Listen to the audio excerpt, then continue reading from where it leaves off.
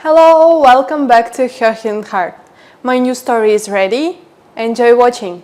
My stepfather looked at my 8-year-old son on Thanksgiving and told him he couldn't sit at the family table, said it was for family.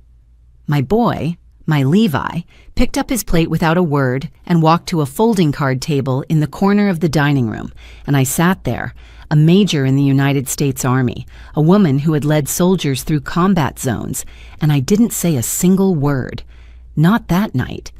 But less than a month later, I stood in my mother's kitchen, looked her straight in the eye, and told her, "One more word from your husband about my son, and there would be no more nice civil talks. I would handle him myself, clearly explaining where he stands and why my son is not his. Do you understand?" My mother just stared at me with her mouth open. So let me tell you how a decorated Army officer ended up ready to take apart her own stepfather piece by piece. It started on that Thanksgiving. My name is Roxana Bush. I'm 34 years old and I'm a major in the United States Army. I serve as the executive officer of a forward support battalion at Fort Liberty, North Carolina, which means I'm the second in command of about 550 soldiers. I've been in for 12 years, commissioned through ROTC right out of college at 22, 2 combat deployments, a Bronze Star. I've briefed generals, managed multi-million-dollar logistics operations, and once kept a supply convoy moving through a sandstorm that turned the sky the color of burnt copper. I say this not to brag. I say it so you understand that I am not a woman who panics easily. I'm not a woman who acts without a plan. And I am absolutely not a woman you want to cross when it comes to my child. Levi is 8. He's the kind of kid who sits at the kitchen table for 2 hours, gluing tiny pieces of a model airplane together and doesn't make a sound. He reads books 2 grade levels ahead. He says yes, ma'am, and no, sir, without being reminded. His father, a civilian named Toby I dated when I was 24, and a young captain stationed at Fort Campbell, found out I was pregnant and vanished like smoke. Sent me one postcard from Reno, Nevada, about 3 months later. It had a picture of a slot machine on the front. No return address. No explanation. That's the kind of man Toby was. Always gambling, never winning. I raised Levi on my own. And honestly, I wouldn't have it any other way. That boy is the best decision I've ever made. And I've made some pretty solid decisions under mortar fire. Now my mother, Nadine Tipton, 66 years old, lives in Fuquay Varina, North Carolina, about 30 minutes from Fort Liberty. She worked as a receptionist at a dental office for 30 years, from 28 to 58, and then retired. She owns her house free and clear, paid it off over 25 years on a receptionist's salary, which tells you everything about the kind of woman she is. She lived on her savings and Social Security, kept her yard immaculate, went to church on Sundays, and was quietly, stubbornly independent. But she was also lonely. 8 years of living alone after retirement will do that. And 3 years ago, she met a man named Vernon Tipton at a church picnic. He brought her flowers. He fixed her porch railing that same weekend. He called her darling and told her she was the most beautiful woman at the potluck, which, no disrespect to my mother, was a crowd of about 40 people, and most of them were over 70. So the competition wasn't exactly the Miss America pageant, but it worked. She fell for him, hard. They got married after 7 months of dating. I had reservations. I always do. It's the officer in me. But I wanted my mother to be happy. She'd spent so many years alone. Who was I to stand in the way of that? So Vernon moved into her house, and he brought 2 things with him: a lazy boy recliner, the size of a small aircraft carrier, and opinions about absolutely everything. Both were oversized. I swear that recliner had its own gravitational field. Once Vernon sank into it, nothing on earth could move him. Not a tornado, not a commercial break, not even the fire department. For the first several months, things seemed okay.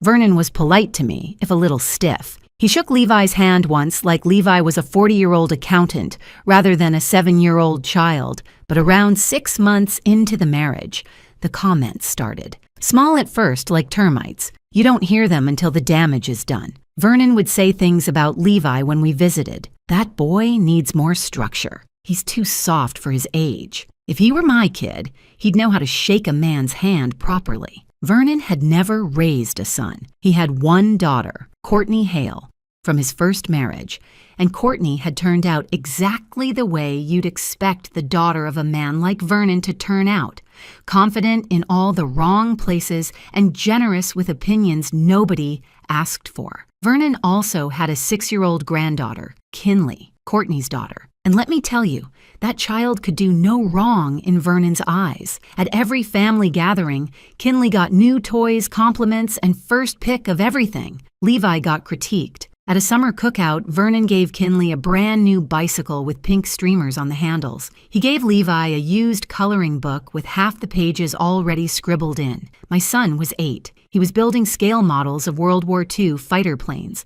but Vernon either didn't notice or didn't care. I'm still not sure which one is worse. Here's something I need you to understand, because it matters later. As a single parent in the Army, I'm required to maintain what's called a family care plan under Army Regulation 600-20.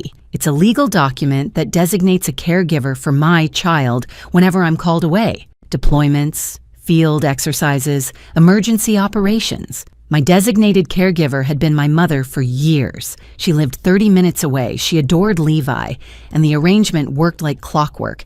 If that plan fell apart, if I couldn't guarantee that Levi had a safe, stable place to go, I'd face administrative action. That's not a slap on the wrist. That can end a career. So when Thanksgiving came around and we all gathered at my mother's house, Vernon, Nadine, me, Levi, Courtney, her husband Travis, and little Kinley, I thought it would be like every other family dinner. A little tense, a little awkward, but survivable. The turkey was carved.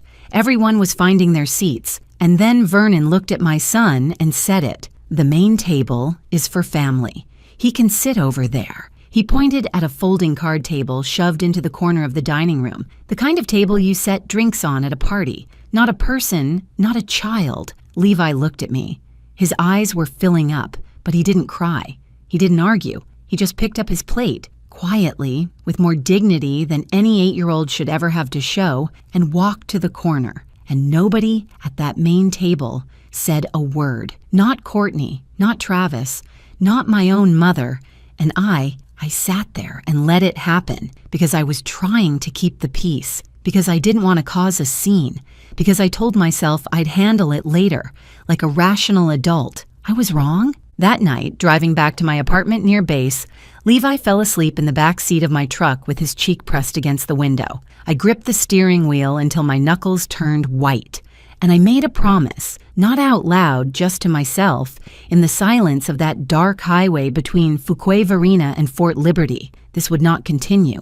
I didn't know yet how much worse things were about to get, but I knew something had shifted inside me that night, and it was not shifting back. Before we continue, hit that subscribe button and drop me a comment telling me where you're watching from and what time it is there. I read every single one, and your support means the world to me. December hit, and with it came a week-long battalion field training exercise at Fort Liberty. As the executive officer, I was responsible for the entire logistical backbone of that operation. 550 soldiers, vehicles, communications, supply chains. I couldn't skip it. I couldn't phone it in. Levi went to stay with my mother, just like always, just like the family care plan required. I didn't love the idea of him being under the same roof as Vernon for 7 straight days, but Nadine promised me she'd keep things under control, and I trusted her. That was my mistake, not because my mother is a bad person, she's not, but because I underestimated how far Vernon was willing to go when I wasn't around to watch. When I picked Levi up the following Sunday, something was off. He was quiet, quieter than his usual quiet, which for Levi was practically non-existent. I asked him how the week went. Fine, he said. I asked if he'd worked on his models. He shook his head. I asked where his P-38 Lightning kit was, the one I'd bought him 2 weeks earlier at the hobby shop on Bragg Boulevard in Fayetteville, $19.95 plus tax. He told me Vernon threw it away. Threw it away because Levi had left a mess on the kitchen table, 3 small plastic parts and an instruction sheet. That was the mess. Vernon Tipton, a 61-year-old man who hadn't washed a single dish since the Clinton administration, had decided that 3 model airplane pieces on a table were a crisis of household discipline that required immediate intervention. I called my mother that evening. She told me Vernon was just trying to teach Levi responsibility. I asked her, since when does a man who leaves his reading glasses, his TV remote, and his half-empty soda cans on every flat surface in the house get to lecture an 8-year-old about tidiness? She went quiet. She always went quiet when I had a point she didn't want to admit to. Around the same time, Vernon's daughter Courtney started showing up more often. She began dropping off Kinley at my mother's house 3, sometimes 4 days a week. Free daycare. Nadine never said no. It's not in her nature. But while Courtney was getting her childcare subsidized by my mother's good heart, she was also planting seeds. She told Nadine that maybe Levi should be evaluated by someone, that he seemed a little withdrawn, that he wasn't like other boys his age. This coming from a woman whose own daughter once threw a full-body tantrum in a Target because the shopping cart wasn't pink enough. That tantrum lasted 11 minutes. I know because Courtney told the story at Easter like it was charming. But sure, Levi, the kid who reads chapter books and builds scale model aircraft and says please and thank you to strangers, he's the one who needs professional evaluation. Meanwhile, Vernon was tightening the noose from another angle. He started suggesting to Nadine that Levi shouldn't come over as much, that the boy overwhelmed her. Overwhelmed. My polite, quiet, self-contained son who could occupy himself in a room for 3 hours without making a sound. Apparently that child was too much for a grown man who spent his days in a recliner, watching fishing shows to handle. And then I found out what Vernon was doing outside the house. A neighbor of my mother's, a woman named Barbara Pennick, who I'd known since elementary school, called me one evening and said she thought I should know something. Vernon had been telling people at Ridgecrest Baptist Church that Levi was a troubled boy from a broken home, and that Vernon was doing his best to straighten him out. He was performing fatherhood for the whole congregation, playing the devoted grandfather figure for a child who wasn't his, while the child's actual mother, a Bronze Star recipient who had led soldiers in 2 combat deployments, was being framed as some woman who couldn't raise her own kid. I don't think my blood pressure had ever reached those numbers outside of a firefight. I drove to Fouquet Varina the next day, walked into my mother's house without calling first. Vernon was in his lazy boy. Of course he was. That's where Vernon existed, planted like some kind of sedentary king on a microfiber throne, remote in one hand, opinion in the other. I asked my mother to step into the kitchen with me. She followed. I closed the door, and I looked her straight in the eye, standing in the same kitchen where she taught me to make cornbread when I was 9, and I said what I'd come to say, not shouting, not shaking, calm and measured, the way I deliver a mission brief to a room full of officers who outrank me. One more word from your husband about my son, and there will be no more nice, civil talks. I will handle him myself, clearly explaining where he stands and why my son is not his business. Do you understand? My mother cried. She told me Vernon meant well. She said I was being too aggressive, which was honestly something because I'd just spoken more calmly than I had all week. And that week included a conversation with a supply sergeant who'd misplaced $14,000 worth of night vision equipment. But apparently standing up for my child made me the aggressive one in this house. Then she said the words that landed hardest. He's my husband, Roxana. Not forever, not with cruelty, but in that moment, she chose him. The man she'd known for 3 years over the daughter she'd raised for 34. I drove back to base. And that same week, Levi said something to me that came close to cracking the wall I'd spent 12 years in the Army building. He was sitting on the edge of his bed in his pajamas, legs dangling, not looking at me. And he told me very quietly that he didn't want to go to Grandma's house anymore. Vernon had told him that real boys don't play with toy planes, and that he needed to grow up and stop acting like a baby. My son is 8 years old. He's supposed to play with toy planes. That is literally what childhood is for. I sat down next to him on that bed and put my arm around him and told him there's nothing wrong with building things, that creating something with your hands and your brain is one of the smartest things a person can do at any age. He leaned into me. I don't think he fully believed me yet. That night, after Levi fell asleep, I sat at my kitchen table and stared at the wall. If my son wouldn't go to Nadine's house, or if it wasn't safe for him there with Vernon around, my family care plan was finished. I'd need to find a new designated caregiver near Fort Liberty within weeks, someone the Army would approve, or I'd face administrative action. My next field exercise was 6 weeks out, and here was the timing that made everything worse. My brigade commander had just told me that I was being considered for resident selection to the Command and General Staff College at Fort Leavenworth, Kansas. That's the competitive course the Army sends its top-performing majors to, the ones they're grooming for higher command. He told me I was tracking for a top block officer evaluation report, a most qualified rating, the highest you can get. But he also told me to stay focused and stable. The Army sees everything, and I was sitting there with a crumbling family care plan, a stepfather who was systematically destroying my family, and a son who didn't want to visit his own grandmother. That's the thing about being a single mom in the military. You carry 2 rucksacks at all times, one on each shoulder, and you never, ever get to put either one down.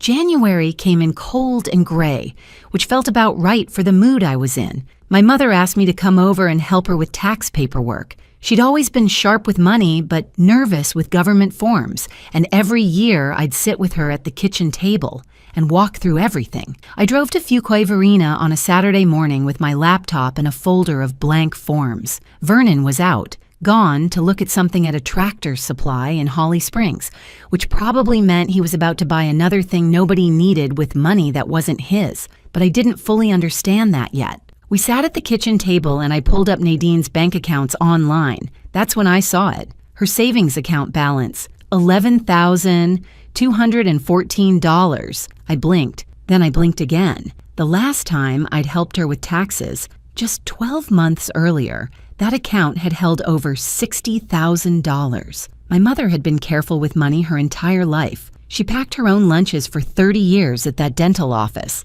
She drove the same Buick LeSabre for 11 years before trading it in. She built that savings balance one careful dollar at a time, and it was supposed to carry her through the rest of her life. I asked her where the money went. She got flustered, fidgeted with her reading glasses, said they'd had some expenses. What expenses, Mom? Well, Vernon bought a base fishing boat back in October, $6,800 currently sitting in the driveway under a blue tarp, unused. He bought a zero-turn riding mower, $4,200, for a lot that's barely a quarter acre. You could mow that yard with a push mower and a podcast. There was a $189 Yeti cooler, a set of Callaway golf clubs, $1,400, new boots, new clothes, a subscription to some streaming fishing channel I didn't even know existed, and my mother couldn't remember the rest. Just other things. The man owned a $189 Yeti cooler and had nothing to put in it except 3 Budweisers and a leftover ham sandwich. That cooler cost more per beer than a night at the Ritz-Carlton. Nobody was laughing. I drove home that afternoon and something in my brain shifted. Not just anger. I'd been angry for weeks. This was something colder, something more focused. The same feeling I get when a logistics problem hits my desk and the numbers don't line up. When something's wrong in a supply chain, you don't guess, you trace the data. So that's what I did. I started with public records. Vernon always told people, my mother, the church, anyone who'd stand still long enough, that he was a retired regional manager from Pep Boys, the auto parts chain, like he'd overseen an entire territory. Important, successful. I made one phone call to Pep Boys Corporate Human Resources and asked for employment verification on Vernon Tipton. What I learned, Vernon had been an assistant store manager, one location, Wilmington, North Carolina. Not regional anything, not a manager of managers, just an assistant at one store. And he didn't retire. He was terminated 4 years ago. The HR representative couldn't give me the official reason, but the 3-second pause before she said, "I'm not able to discuss the circumstances of separation," told me everything I needed to hear. One phone call. That's all it took to collapse the first lie. And in my experience, both military and personal, When one lie collapses, there's always another one right behind it. So I dug further. Court records. Found Vernon's divorce filing in Lee County, Florida. First wife, Donna Jessup, Fort Myers. Marriage lasted 4 years. Ended 6 years ago. I found a working phone number through a public record search and called her on a Tuesday evening. What Donna told me made my stomach physically drop. Same story, the same exact story. Vernon met Donna at a community cookout. Charming, helpful, fixed things around her house. Called her sweetheart. They got married. He moved into her home, a home Donna owned outright. Within a few months, the spending started. Over 4 years, Vernon drained nearly $40,000 from Donna's accounts. He was controlling with her teenage son, Tyler. Told the boy he was useless. Overruled Donna's parenting decisions. Tried to impose his own rules in a house that wasn't his. And then, just like with my mother, Vernon had himself added to Donna's bank accounts. And then her deed. By the time Donna finally gathered the courage to throw him out, she had to hire an attorney just to reclaim her own house. Donna said one thing that I will never forget. He doesn't stop. He keeps going until there's nothing left to take. The house, the savings, the dignity, all of it. And then she said, "Quieter, I wish someone had done this for me when it was happening." Donna agreed immediately to provide a written statement and make herself available by phone. She didn't hesitate for even a second. That night, I checked the property records for my mother's house in Wake County, and my heart stopped. 6 months earlier, right around the time I first noticed Vernon getting bolder, more confident, more openly controlling, he had convinced Nadine to add his name to the house deed, the house she paid off over 25 years on a dental receptionist's salary, the house she scraped and saved and sacrificed for, one careful paycheck at a time. Vernon Tipton's name was now on that deed. He told her it was just for protection, in case something happened to her. Protection. That word tasted like poison. I sat at my kitchen table that night, Levi asleep down the hall, a folder of printed documents in front of me. Bank records, property filings, employment verification, Donna's phone number on a yellow sticky note, and I finally saw Vernon Tipton for exactly what he was. Not a grumpy old man, not a difficult stepfather with old-fashioned ideas. A system, a pattern with legs. He finds women who are alone, women with homes and savings and good hearts and no one standing guard. He moves in. He charms them. He isolates them from anyone who might ask questions. He drains the money. He takes the house. And the cruelty toward Levi, the comments, the exclusion, the deliberate humiliation, that wasn't personal. It was tactical. Every insult, every cold shoulder, every thrown-away model airplane was designed to push me away. If I stopped visiting, if Levi refused to come, then nobody was watching Nadine. Nobody was checking the accounts. Nobody was looking at the deed. Vernon Tipton thought he was running a masterclass in quiet manipulation. What he didn't realize is that his stepdaughter had been literally trained by the United States Army to identify hostile strategies, build an intelligence picture, and dismantle the threat, piece by piece, methodically, without making a sound. I pulled a legal pad from my desk drawer.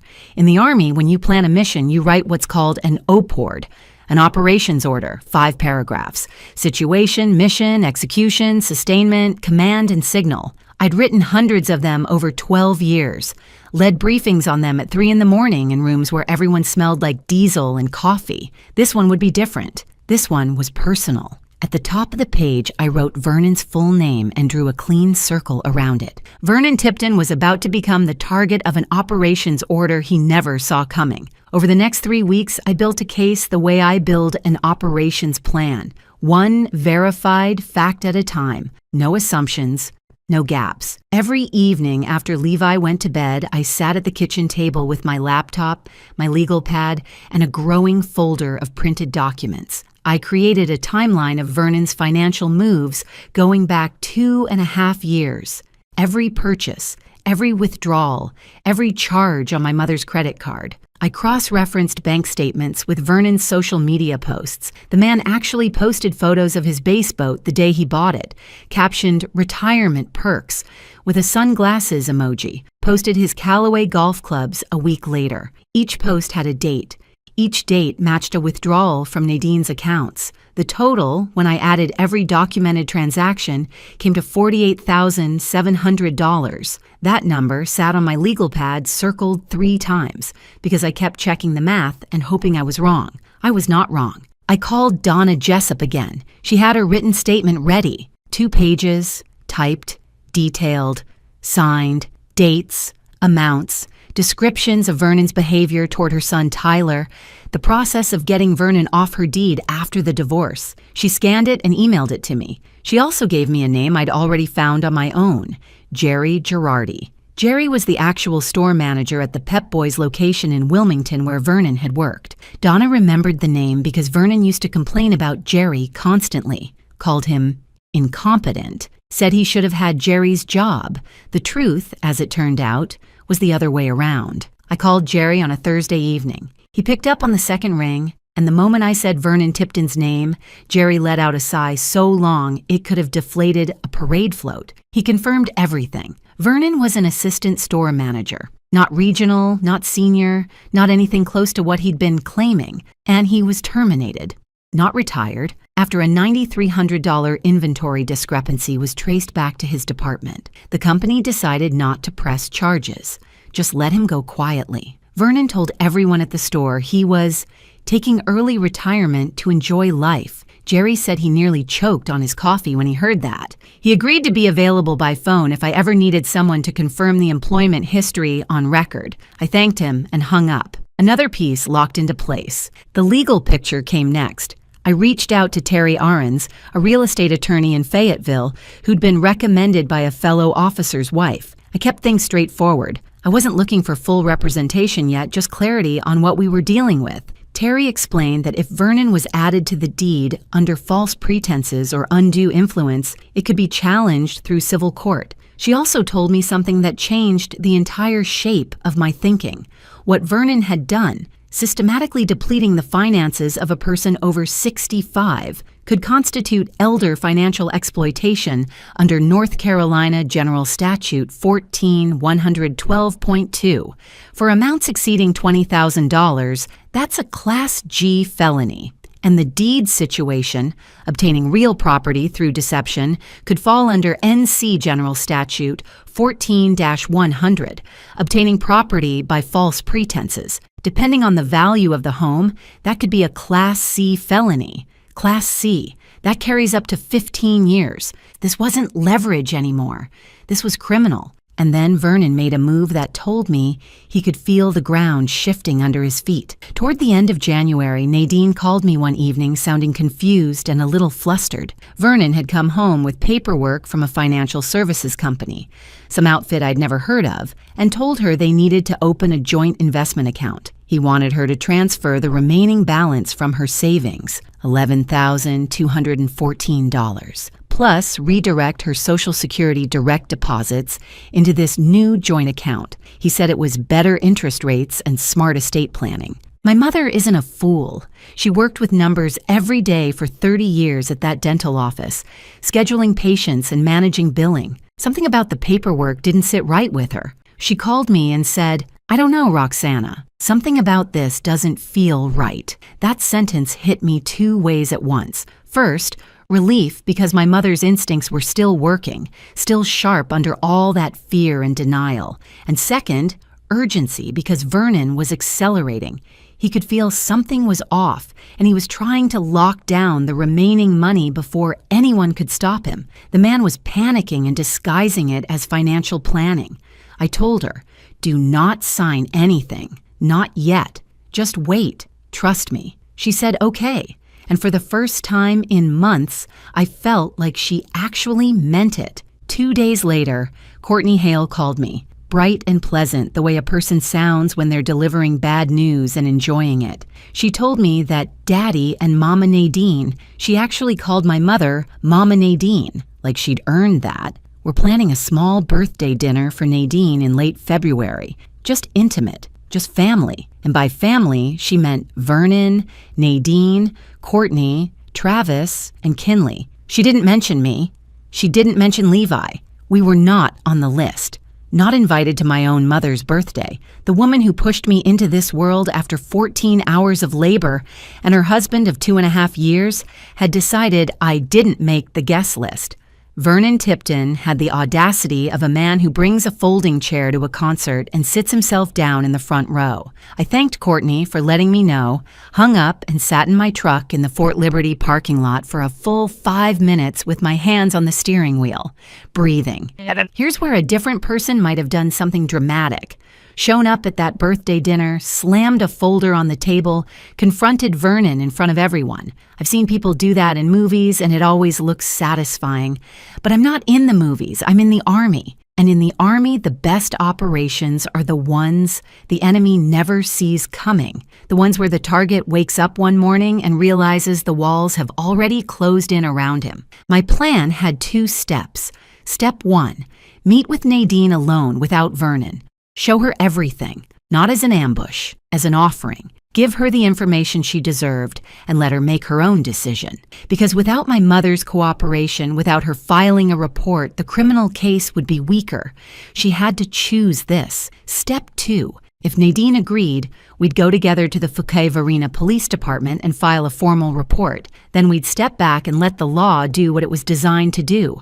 No theater, no screaming matches, just evidence and the system. The night before I planned to go see Nadine, I was at the kitchen table organizing the folder for the last time. Employment verification, financial timeline, Donna Jessup's signed statement, deed records, screenshots from Vernon's social media, the joint investment account paperwork he'd brought home, proof that he was still actively trying to exploit my mother even now. Levi patted down the hallway in his socks and stood in the doorway. He asked me why I was working so late. I told him that sometimes grown-ups have to fix things that aren't fair, and that fixing them right takes preparation. He looked at the folder, then back at me. Is it about Grandpa Vernon? I didn't flinch. I said, it's about making sure nobody treats you like you don't matter.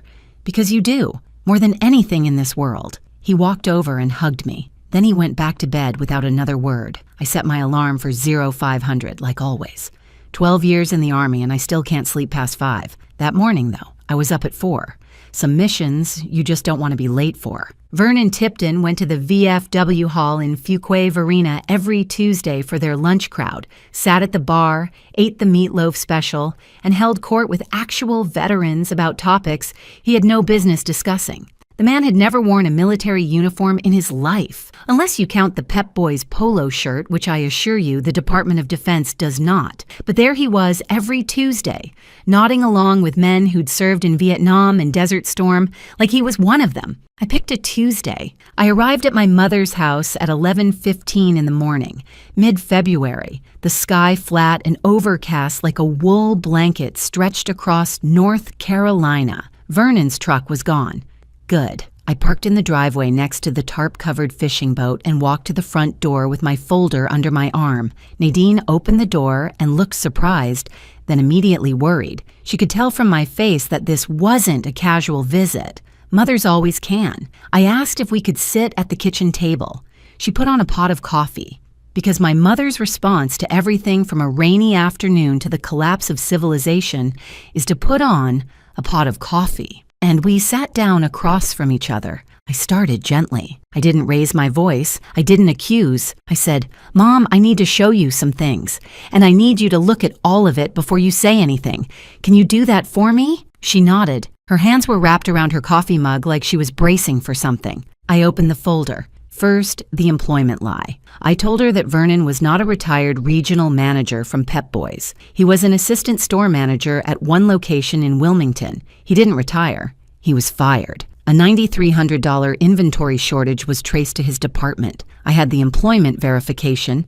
I had Jerry Girardi's contact information if she wanted to hear it firsthand. Nadine didn't speak. Her jaw tightened. This was the story Vernon had told her when they were dating. The successful, responsible man who'd managed an entire region and retired comfortably. It was the foundation she'd built her trust on, and I'd just pulled it out from under her. Second, the money. I laid the timeline on the table. Every purchase, every withdrawal, every credit card charge matched to dates and amounts. the fishing boat, $6,800, the riding mower, $4,200, the golf clubs, $1,400, the Yeti cooler, the boots, the streaming subscriptions, all of it drawn from her accounts, totaling $48,700 in 2.5 years. Her savings, the money she'd built over 3 decades of packed lunches and an 11-year-old Buick, reduced to just over $11,000. My mother's hand went to her mouth. She stared at the numbers, and I could see her doing the math in her head, the same way she used to reconcile the dental office accounts at the end of every month. The numbers didn't lie. They never do. Third, the deed. I showed her the property record. Vernon had gotten his name added to her house 6 months ago. I told her what Terry Aarons, the real estate attorney, had explained, that this could be challenged as fraud if it was obtained through deception or undue influence. That house, 25 years of payments on a receptionist's salary,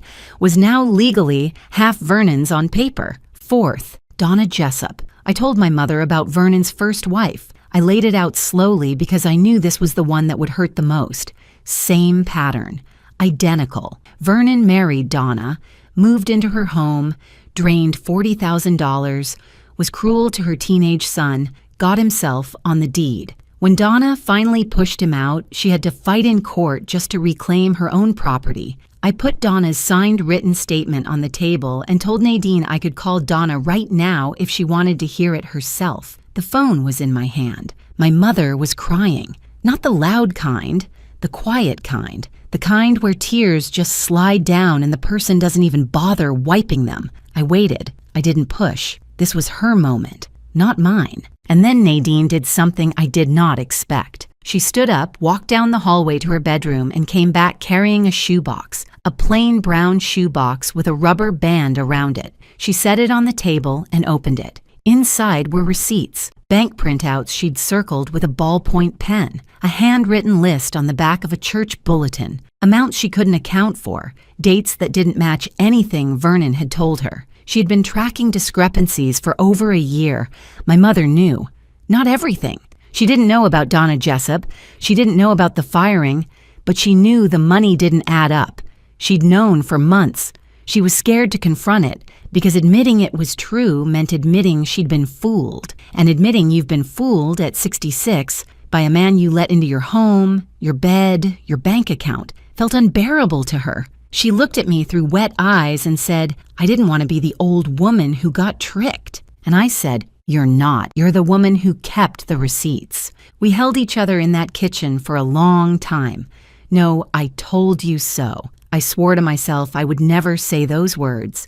She was my mother. She was brave enough to keep that shoebox even when she was terrified of what it meant. That's not weakness. That's a woman gathering evidence when she doesn't even know she's gathering evidence. When we sat back down, I explained the legal reality. What Vernon had done almost certainly qualified as elder financial exploitation under North Carolina law, a felony. The deed situation could be a separate felony charge, but for law enforcement to act effectively, they needed the victim to file a report. Without Nadine's statement, prosecution would be significantly harder. I wasn't going to force her. This had to be her choice. I told her that Donna Jessup wished every single day that someone had been there to help her when it was happening, that Donna spent years recovering, financially, emotionally, that Vernon had done this before, and he would keep doing it until someone stopped him. Nadine looked at the folder, looked at her shoebox, looked at me. When do we go? The last week of February, my mother and I walked into the Fuquay-Varina Police Department together. Nadine filed a formal report. I handed the detective, a calm, thorough man who took careful notes, the entire evidence package. Bank records, property filings, employment verification, Donna Jessup's signed statement with her contact information, Vernon's social media screenshots matched to withdrawal dates, and the joint investment account paperwork Vernon had tried to get Nadine to sign. The detective reviewed the package slowly. Then he looked up and said, in a tone that was clearly off the record, that this was one of the most organized evidence presentations he'd ever received from a victim's family. I told him 12 years of Army staff work had to pay off somewhere. He almost smiled. The case was referred to the Wake County District Attorney's Office, and then began the hardest part, waiting. The DA needed time to review. A warrant had to be prepared. Nadine had to go home and act normal, sleep in the same house as Vernon, cook dinner, watch him sink into that lazy boy every evening and talk about taking the boat out in the spring. 3 weeks of pretending everything was fine while the walls closed in around a man who had no idea they were moving. I coached my mother. Don't change your routine. Don't confront him. Don't give him any reason to suspect. She nodded. She was tougher than Vernon Tipton had ever given her credit for. Tougher than he could have possibly imagined. If this story hit close to home, I'd love for you to subscribe and share it. And if you have your own story about standing your ground for family, tell me in the comments. I read everyone. The arrest happened on a Tuesday in mid-March. I remember because it was Vernon's VFW day, but he didn't make it to the meatloaf special that afternoon. Nadine was at my apartment near Fort Liberty. I'd arranged for her to spend the day with Levi. Took her there myself that morning early, before Vernon woke up. She sat on my couch and drank coffee and watched Levi work on a new model at the kitchen table, a B-17 Flying Fortress, and for the first time in months she looked like the woman I remembered from my childhood. Calm, present, not flinching every time a door opened. 2 Wake County Sheriff's deputies arrived at the house on Sycamore Lane in Fuquay-Varina at approximately 11:40 in the morning. Vernon answered the front door in his house slippers and a flannel shirt. They served the arrest warrant, 2 counts. Count 1, exploitation of an older adult. North Carolina General Statute 14-112.2, Class G felony. Count 2, obtaining real property by false pretenses. North Carolina General Statute 14-100, Class C felony. Vernon Tipton walked out of my mother's house in handcuffs, past his lazy boy, past the unused Callaway golf clubs leaning against the hall closet, past the fishing boat sitting under its blue tarp in the driveway, the $6,800 boat that had never once touched water, past the $4,200 riding mower parked next to it on a quarter-acre lot. He walked past every single thing he'd purchased with my mother's money, and he couldn't take any of it with him. Bail was set at $75,000. Vernon didn't have it. Of course he didn't. The man hadn't had his own money in years. He called Courtney from the Wake County Detention Center. Now here's the part I didn't plan. While the arrest was happening, I had already sent Courtney a package. Not out of spite, out of clarity. I sent her Donna Jessup's signed statement and Donna's phone number. No message from me, just the documents. Let them speak. Courtney read the statement. Then she called Donna herself, and Donna told Courtney everything. The same pattern, the same manipulation, the same cruelty to her son Tyler, the same man, Courtney's own father, the man Courtney had defended, enabled, and helped exclude me and Levi from family dinners. When Vernon called Courtney from detention asking her to post his bail, Courtney said no. She didn't yell. She didn't lecture. She just said she couldn't do it, and she hung up. Vernon sat in the Wake County Detention Center with no money, no one to call, and nothing but a pair of house slippers. The legal process moved forward with the kind of efficiency you get when the evidence is overwhelming and the defendant has no resources to fight it. Vernon's public defender reviewed the case and advised him to take a deal. Facing a Class C felony on Count 2, which carries 44 to 182 months in North Carolina, Vernon agreed to plead guilty to Count 1, the Class G felony. The plea deal, 18 months in a North Carolina state prison, full restitution of $48,700, and a permanent restraining order. No contact with Nadine Tipton, Roxana Bush, or Levi Bush, ever. The deed was handled through civil proceedings. Terry Ahrens filed on Nadine's behalf, and because the criminal case had already established fraud, the quitclaim was voided. The house, every square foot of it, went back to Nadine's name alone, where it belonged, where it had always belonged. As part of the restitution order, Vernon's assets purchased with Nadine's funds were seized. The base boat, the golf clubs, the riding mower. That boat sat in the driveway for 8 months and never once touched water. Kind of poetic, honestly. Just like Vernon. All show, no depth. Nadine filed for divorce the same week as the sentencing. Val Whelan, a sharp family attorney in Fayetteville, handled it clean and fast, uncontested. Vernon wasn't exactly in a position to negotiate from a prison cell. Courtney called me about a week after the sentencing. It wasn't an apology. I didn't expect one, and I wouldn't have trusted it if it came. What she said was this. She knew more than she let on. She'd seen what her father did to Donna, to her own mother, years ago. She told herself it was Donna's fault, that Donna provoked him, that the divorce was mutual. It was easier than admitting her father was a predator who targeted lonely women. She said she wasn't calling to ask for anything. She just wanted me to know that she wasn't going to pretend anymore. I said, okay, and that was it. We haven't spoken since. Some chapters don't need a long ending. They just need to close. Levi started going back to Grandma's house. Nobody told him where to sit. Nobody threw away his models. Nobody told him that real boys don't play with toy planes. My mother bought him a new kit, a P-51 Mustang, the one he'd been eyeing at the hobby shop on Bragg Boulevard for weeks. They built it together on the kitchen table, the same table where Vernon used to sit and hand down his pronouncements like a man who'd earned the right. Now it was covered in glue, tiny plastic parts, and an instruction sheet written in font so small my mother had to wear her reading glasses. I watched them through the kitchen window one Saturday afternoon, Levi carefully positioning a wing while Nadine held the fuselage steady, and something loosened in my chest that had been tight for months. It looked like peace. It looked like what family is supposed to feel like when nobody's stealing it from you. 2 months after the sentencing, I received the notification I'd been waiting for. Selected for CGSC resident at Fort Leavenworth, Kansas, Command and General Staff College, the course the Army sends its best majors to, the ones they're investing in for senior leadership. My brigade commander called me personally, told me I'd earned a top block officer evaluation report, most qualified, told me I was one of the strongest officers in the brigade. I thanked him and hung up and sat in my truck for a minute, because sometimes good news needs a quiet moment before it feels real. My family care plan was solid again. Nadine in her own house with her name on the deed, her savings slowly rebuilding, and her grandson safe at her kitchen table. Funny thing about clearing the noise out of your life, suddenly you can hear yourself think, and when you can think clearly, you perform at your best. I keep my savings in a separate account nobody else can touch, by the way. 12 years in the Army taught me that.